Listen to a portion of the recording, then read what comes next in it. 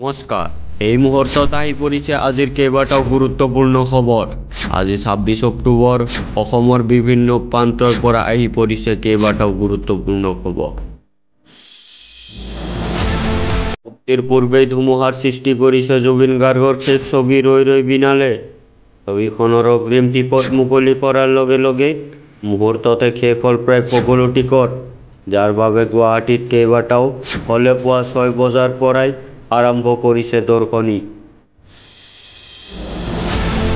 হিমন্ত বিশ্ব শৰ্মা মিছলীয়া, দিল্লী দিছপুৰ হাই হাই। হিমন্ত বিশ্ব শৰ্মাৰ বিজেপি চৰকাৰ হাই হাই। চুতীয়া জনগোষ্ঠীক জনজাতিৰ মৰ্যাদা দিবই লাগিব ধবনিৰে আজি সন্ধিয়া উত্তাল হৈ পৰে তিতাবৰ সমজিলাৰ বৰহুলাৰ ৰাজপথ। প্ৰায় ৪০০ সহস্ৰাধিক জনতাৰ জোৰ সমদলেৰে ৬ জনগোষ্ঠীক জনজাতিকৰণত চৰকাৰে কৰা প্ৰতাৰণা আৰু হুকা পিছলা নীতিৰ বিৰুদ্ধে এনেদৰে ক্ষুব্ধ হৈ পৰে প্ৰতিবাদী মুখৰ হৈ পৰে চুতীয়া যুৱ সন্মিলন।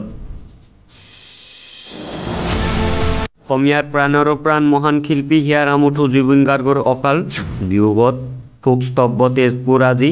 হাতে হাতে ময়ো জুবিন অনুৰাগী, আমিও জুবিন অনুৰাগী বেনাৰ পোষ্টাৰ লৈ মায়াবিনী গীত গাই ন্যায় বিচাৰি হেজাৰ হেজাৰ বিজেপি নেতা কৰ্মী ৰাজপথত নামি পৰে।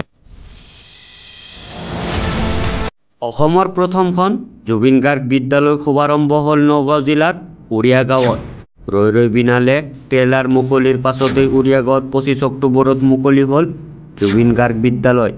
অসম জাতীয়তাবাদী যুৱ ছাত্ৰ পৰিষদ উৰিয়া গাঁও আঞ্চলিক সমিতিৰ ব্যৱস্থাপনা পৰিষদৰ প্ৰাক্তন সতীৰ্থ তথা অসমৰ হিয়াৰ আমঠু শিল্পী জুবিন গাৰ্গ ডাঙৰীয়াৰ স্মৃতিত এখনি জুবিন গাৰ্গ সংগীত বিদ্যালয়ৰ শুভাৰম্ভী হ'ল।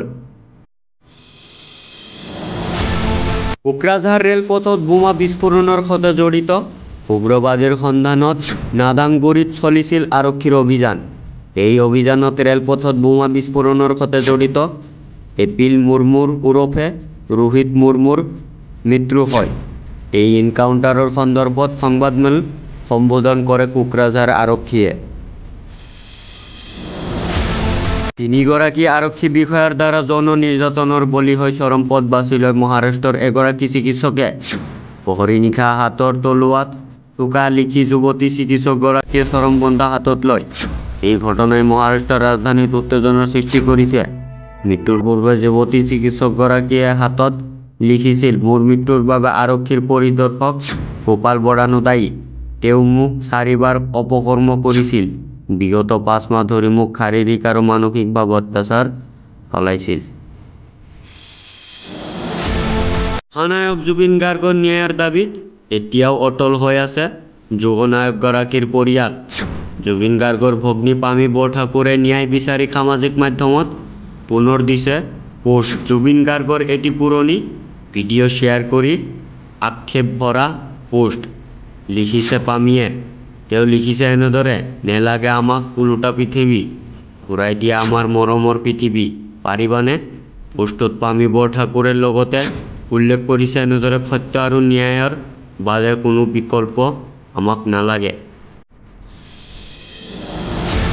অৰুণোদয় হিতাধিকাৰীৰ বাবে ভাল খবৰ।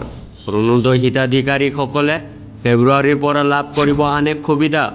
মুখ্যমন্ত্ৰী জনসভাত ভাষণ প্ৰদান কৰি মুখ্যমন্ত্ৰী ডক্টৰ হিমন্ত বিশ্ব শৰ্মাই কয় যে প্ৰধানমন্ত্ৰী নৰেন্দ্ৰ মোদীয়ে সমগ্ৰ দেশতে প্ৰায় ৩ কোটি মহিলাক লাখপতি বাইদেউ হিচাপে গঢ়ি তোলাৰ বাবে সংকল্প লৈছে।